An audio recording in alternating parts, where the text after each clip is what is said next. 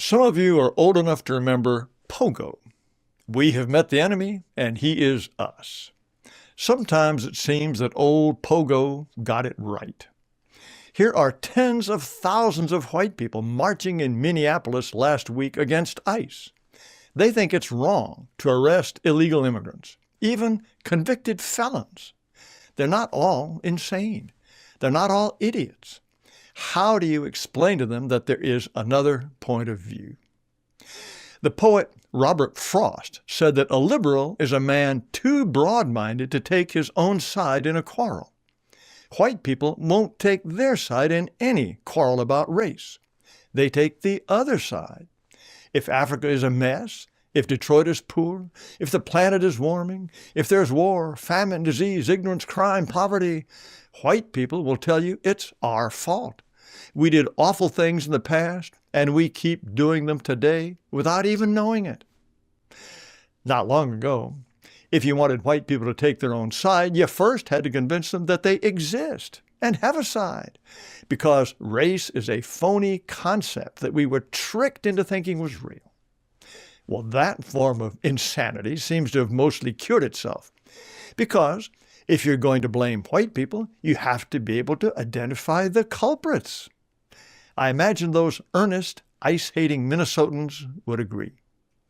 I think they'd probably also agree that people of color have rights and interests. Blacks need a caucus in the U.S. Congress to look out for black people. Same thing for Hispanics and Asians, but not white people, because we are the majority. Well, when we become a minority, then do we get a caucus? If not, why not? I'm sure those white people would also say it's fine for minorities to want to be around each other. Koreans can have their own churches if they want to worship with people like themselves, even if they're the same denomination as people of other races. Blacks or Hispanics can have their own graduation ceremonies and even college dorms. Just Google National Black Association of and see how many results you get. Why is that just fine? But a white association would be no good. Once we're a minority, can we have white associations? If so, why wait until we're a minority? You could ask those white Minnesotans if they have preferences. Do they ever socialize with illegal immigrants? Or with non-whites, legal or not? Are they happy or comfortable walking through the part of Minneapolis known as Little Mogadishu, which is 90% black? Have they ever even been there? Why do Somalis like living there? And how come white Minnesotans don't want to live there or any place like that? And since they don't, do they really want an immigration policy that will make more parts of America like Brownsville, Texas, which is 95% Hispanic? Why is everyone in the middle school Hispanic, even in the band? Is it possible they might like it that way? Would white people ever want to have their own band, or school, or community, or country? Ultimately, you want the ICE haters to recognize double standards. Why can Israel be Jewish, Japan stay Japanese, Turkey be for the Turks, but America has to be for everyone? Islamic Republic of Pakistan is the official name of the country. It has an identity. Why must America be everything for everyone with no real identity? Because of American exceptionalism? Well, white men wrote the Constitution to secure the blessings of liberty for ourselves and our posterity. The first naturalization law limited citizenship to free white persons of good character. When did we decide to put the country up for grabs for everyone? Did we ever get to vote on that? Do all white countries have to be for everyone, just like America? And if they should all be up for grabs, why not China or Saudi Arabia? I might point out to those marching Minnesotans that under a democratic system, block voting newcomers can end up running the place.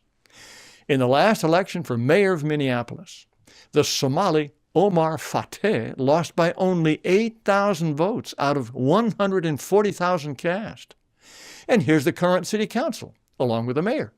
Only 30% of council members are white, even though whites are 60% of the population.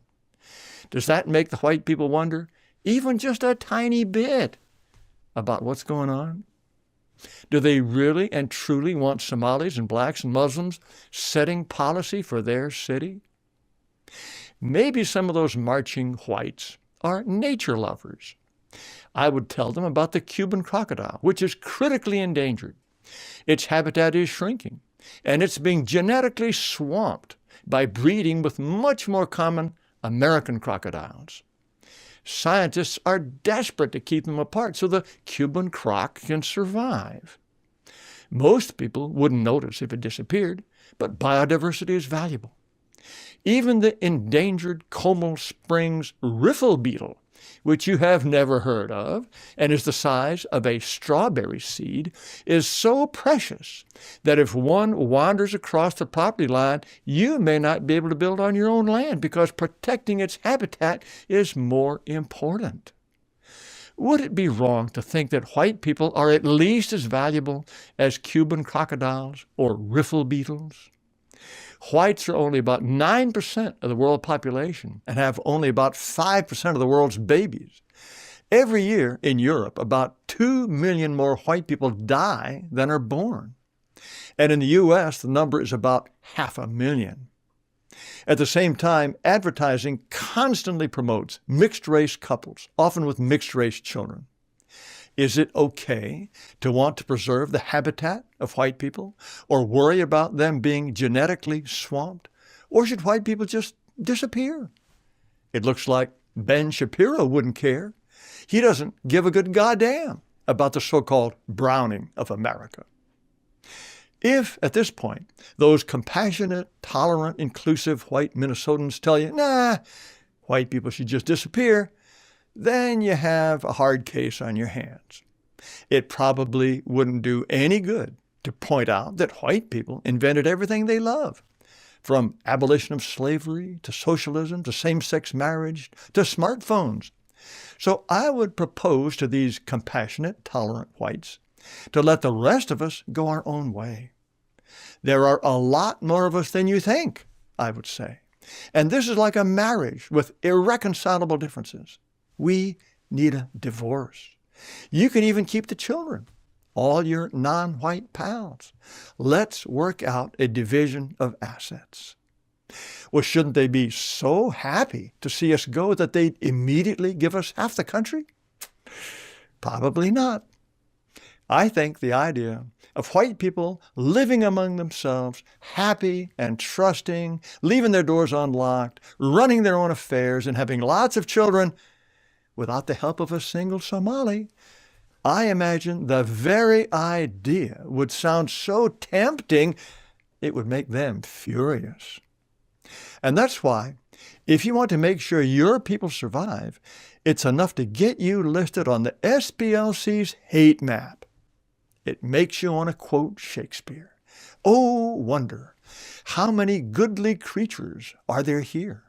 How beauteous mankind is. Oh, brave new world that has such people in it.